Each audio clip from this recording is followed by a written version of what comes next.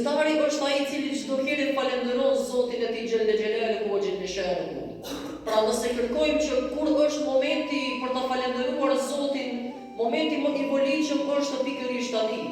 Për arsye se e falenderojmë shumë Allahun e madhëruar që na mësoi ta arrijmë muajin e bekuar të Ramazanit.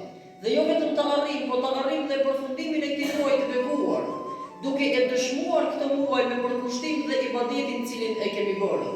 Se shumë të tjerë që kanë dashur të jenë në Ramazan nuk janë më në mesin tonë.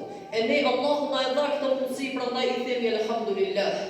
Nga se o vëllezër, kur është ai moment tjetër që një vepër nafile të shpërblehet sikurse kryerja e një farzi? Kur është ai muaj tjetër që një farz i cili kryhet e ka shpërblimin si 70 farze jashtë Ramazanit, përveç se në Ramazan? Kur janë ato muaj apo ato ditë që do të prangosen shejtanët, do të hapen dyert e xhenetit, do të mbyllen portat e xhehenemit, përveç se në muajin e bekuar të Ramazanit? Kur ne do të gjejmë një natë tjetër e cila natë ka vlerë më tepër se sa 1000 muaj, përveç se në natën e Kadrit çka është në muajin e bekuar të Ramazanit?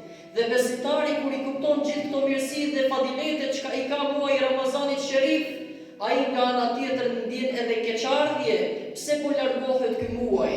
Dhe nga ana tjetër i kërkoj falje Allahu xhelle xhelaluhu ve xhelle shanuhu, sepse Ramazani ka ardhur nga Allahu si një sofër e shtruar me plot mirësi dhe begati, me plot bekime nga ana e Zotit xhelle xhelaluhu, për të ngopur shpirtrat tanë, për gjithë ato të cilët kanë qenë të uritur dhe të etur në muajt e tjerë, e vjen Ramazani të na e ngop shpirtin, të na e largoj urin që e kemi në ibadetin tonë.